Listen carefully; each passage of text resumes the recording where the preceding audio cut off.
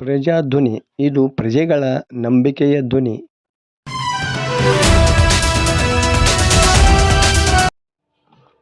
ಹುಚ್ಚು ನಾಯಿಗಳ ಕಡಿತದ ಶಂಕೆ, ಗ್ರಾಮಸ್ಥರಿಗೆ ರಾಬಿಫೋರ್ ಚುಚ್ಚುಮದ್ದು. ಗದಗ ಜಿಲ್ಲೆ ಲಕ್ಷ್ಮೇಶ್ವರ ತಾಲೂಕಿನ ಬಟ್ಟೂರು ಗ್ರಾಮ ಪಂಚಾಯಿತಿ ವ್ಯಾಪ್ತಿಯ ಬಟ್ಟೂರು, ಶೆಟ್ಟಿಕೆರೆ, ಕುಂದ್ರಳ್ಳಿ ಹಾಗೂ ಕುಂದ್ರಳ್ಳಿ ತಾಂಡಾಗಳಲ್ಲಿ ಹುಚ್ಚು ನಾಯಿಗಳ ಹಾವಳಿ ಹೆಚ್ಚಾಗಿದ್ದು, ಈಗಾಗಲೇ ಅವು ಕೆಲವರಿಗೆ ಕಚ್ಚಿವೆ ಎಂಬ ಮಾಹಿತಿ ಹಬ್ಬಿದೆ.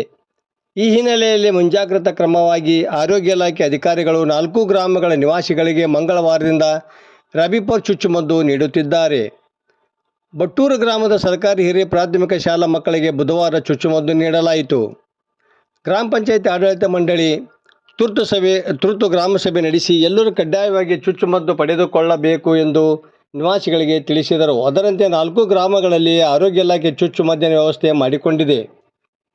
ಜಿಲ್ಲಾ ಆರೋಗ್ಯ ನಿರೀಕ್ಷಣಾಧಿಕಾರಿ ಡಾಕ್ಟರ್ ರಾಠೋಡ ಮತ್ತು ತಾಲೂಕು ವೈದ್ಯಾಧಿಕಾರಿ ಡಾಕ್ಟರ್ ಸುಭಾಷ್ ದಾಯಗುಂಡ ಅವರು ಬೆಳಗ್ಗೆಯಿಂದಲೇ ಬಟ್ಟೂರು ಗ್ರಾಮದಲ್ಲಿ ವಾಸ್ತವ್ಯ ಹೂಡಿದ್ದಾರೆ. ಒಟ್ಟು 10 ಟೀಮ್ಗಳನ್ನು ಮಾಡಲಾಗಿದ್ದು, ಒಂದು ಟೀಮ್ನಲ್ಲಿ 2-3 ಸಿಬ್ಬಂದಿ ಇದ್ದು ಚುಚ್ಚುಮದ್ದು ಕೊಡುತ್ತಿದ್ದಾರೆ. ಈಗಾಗಲೇ ಬಟ್ಟೂರು ಗ್ರಾಮದಲ್ಲಿ ಸಾಕಷ್ಟು ಜನ ಚುಚ್ಚುಮದ್ದು ಪಡೆದುಕೊಂಡಿದ್ದು, ಉಳಿದವರು ತೆಗೆದುಕೊಳ್ಳಬೇಕು ಎಂದು ವೈದ್ಯಾಧಿಕಾರಿಗಳು ತಿಳಿಸಿದರು.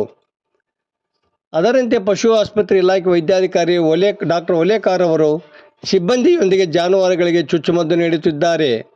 ಪಿಡಿಒ ಮಲ್ಲೇಶ್ ಮಾದರ್ ಗ್ರಾಮ ಪಂಚಾಯಿತಿಯಲ್ಲಿ ತುರ್ತು ಸಭೆ ನಡೆಸಿ ಎಲ್ಲರೂ ಚುಚ್ಚುಮದ್ದು ಪಡೆದುಕೊಳ್ಳಲು ಮನವಿ ಮಾಡಿದರು.